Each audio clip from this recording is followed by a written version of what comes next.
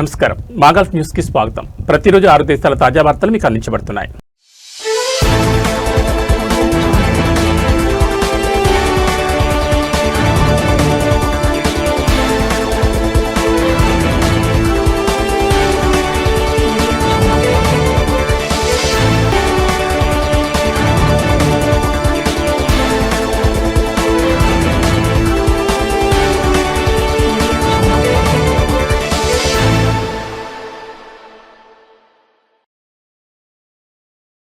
దుబాయ్లోని 3 ప్రధాన ప్రదేశాల్లో ప్రస్తుతం 500కు పైగా కర్బ్ మరియు పోల్ కెమెరాలను ఏర్పాటు చేస్తున్నట్లు ఫార్కిన్ సంస్థ ప్రకటించింది. స్ట్రీట్ పార్కింగ్ కెమెరా వ్యవస్థ యొక్క మొదటి దశలో భాగంగా ఈ కెమెరాలను ట్రేడ్ సెంటర్ 1, బుర్జ్ ఖలీఫా మరియు అల్ కార్నిష్లలో ఏర్పాటు చేస్తున్నట్టు తెలిపింది. ఈ ప్రాంతంలో కర్బ్ సైడ్ కెమెరాల ఏర్పాటు మొదటిదని అధికారులు తెలిపారు. పార్కింగ్ స్థలాల కోసం వెతకడానికి వెచ్చించే సమయాన్ని తగ్గించడం, జరిమానాల ప్రమాదాన్ని తగ్గించడం మరియు పార్కింగ్ యాప్ ద్వారా ఆటో పేమెంట్లను సులభతరం చేయడం ఈ మొదటి దశ లక్ష్యమని పేర్కొన్నారు. దుబాయ్లోని నియంత్రిత పార్కింగ్ ప్రాంతాల్లో పార్కింగ్ లాట్ కెమెరాలను ఏర్పాటు చేశారు. ఇంకా అనేక ప్రదేశాల్లో అదనంగా 200 కెమెరాలను అమర్చనున్నారు. ఈ వ్యవస్థలు వాహనాల ఫోటోలను తీయడానికి మరియు నంబర్ ప్లేట్లను రీడ్ చేయడానికి AI సామర్థ్యం గల కెమెరా సాంకేతికతను ఉపయోగిస్తాయి. ఇవి ఎంట్రీ ఎగ్జిట్ సమయాలను నమోదు చేస్తుంది. పార్కింగ్ వ్యవధిని లెక్కించడం, ఫీజుల చెల్లింపు మరియు ఉల్లంఘనలను గుర్తించడానికి వీలు కల్పిస్తుందని పార్కింగ్ సంస్థ తన ప్రకటనలో తెలియజేసింది.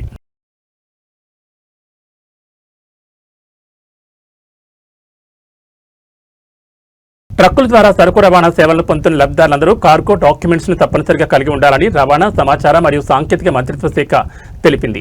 సరుకు రవాణా కార్యకలాపాలు ప్రారంభించే ముందు రవాణా పత్రం జారీ చేయించుకోవాలనే నిబంధనను పాటించాలని కోరుతూ ఒక బహిరంగ ప్రకటనను జారీ చేసింది. ఒమన్ సుల్తానేట్లో ప్రవేశించే విదేశీ ట్రక్కు నిర్వాహకులతో సహా అందరికీ ఈ నిబంధన వర్తిస్తుందని మంత్రిత్వ శాఖ పేర్కొంది. లబ్ధిదారులు నఫీద్ ఎలక్ట్రానిక్ ప్లాట్ఫామ్ ద్వారా డాక్యుమెంట్స్ పొందొచ్చని వెల్లడించింది. లాజిస్టిక్స్ సేవలను ఆధునీకరించడానికి ఇది మద్దతు ఇస్తుందని మంత్రిత్వ శాఖ తెలియజేసింది.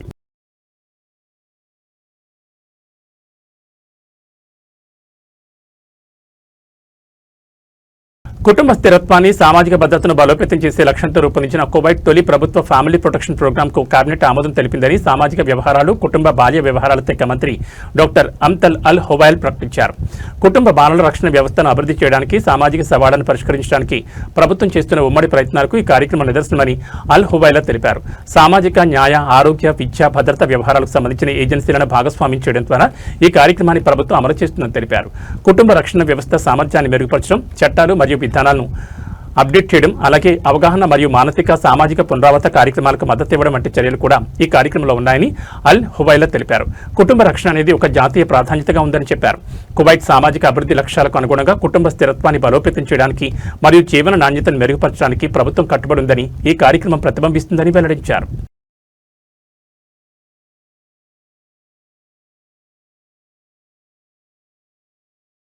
2026 హజ్ సీజన్లో పాల్గొనే సిబ్బంది అందరూ తమ విధులు ప్రారంభించడానికి ముందే మెనింగోకాకల్ వ్యాక్సిన్ తీసుకోవడం తప్పనిసరని ఆరోగ్య మంత్రిత్వ శాఖ ప్రతినిధి అబ్దుల్ అజీజ్ అబ్దుల్ బాకీ స్పష్టం చేశారు. రద్దీగా ఉండే ప్రాంతాల్లో అంటువ్యాధుల వ్యాప్తిని నియంత్రించడానికి, నివారణ చర్యలను బలోపేతం చేయడానికి సుప్రీం హజ్ కమిటీ జారీ చేసిన ఆదేశాలకు అనుగుణంగా ఈ చర్య చేపట్టింది. రద్దీగా ఉండే వాతావరణాల్లో వ్యాపించే తీవ్రమైన ఇన్ఫెక్షన్ నుండి ఈ టీకా రక్షణ కల్పిస్తుందని అబ్దుల్లాకి వివరించారు. ఆమోదించబడిన మెనింగోకాకల్ వ్యాక్సిన్ 5 ఏళ్ల పాటు చెల్లుబాటు అవుతుందన్నారు. హజ్ సీజన్లో పని అనుమతి పొందడానికి టీకా ప్రక్రియను పూర్తి చేయడం ఒక ముందస్తు షరతని ప్రతినిధి స్పష్టం చేశారు.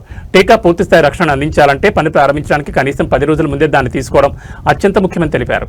అలాగే కాలానుగుణంగా ఇన్ఫ్లుయెంజా మరియు కోవిడ్-19 టీకాలను కూడా తప్పక తీసుకోవాలని సూచించారు. వ్యాక్సినేషన్ కోసం సెహతీ యాప్లో అడల్ట్ వ్యాక్సినేషన్ క్లినిక్ సర్వీస్ ద్వారా బుకింగ్ చేసుకోవాలని అబ్దుల్ బకీ తెలిపారు.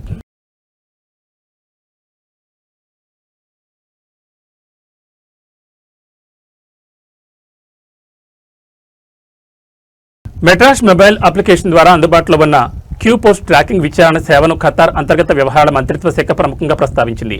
ఈ సేవ ద్వారా వినియోగదారులు ఖతార్ పోస్ట్ ద్వారా పంపిన అధికారిక పత్రాలను ట్రాక్ చేయొచ్చని తెలిపింది. వినియోగదారులు ఈ అప్లికేషన్లో పోస్టల్ ట్రాకింగ్ నెంబర్ నమోదు చేయడం ద్వారా తాము పంపిన పత్రాల ప్రస్తుత స్థితిని తెలుసుకోవడానికి ఈ సేవ వీలు కల్పిస్తుందన్నారు. డెలివరీకి సంబంధించిన తాజా సమాచారాన్ని సులభంగా పొందేలా చేయడం మరియు డిజిటల్ ప్రభుత్వ సేవలను మరింత మెరుగుపరచడం ఈ సేవల ప్రధాన లక్ష్యమని తెలిపారు.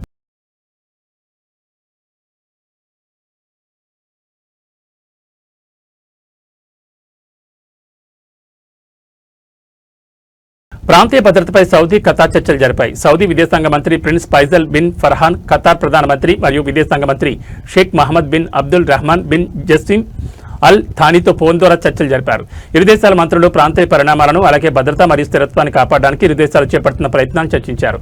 ఇరు దేశాల మధ్య ద్వైపాక్షిక సమన్వయం సంప్రదింపులను కొనసాగించడం ఆవశ్యకమని వారు స్పష్టం చేశారు.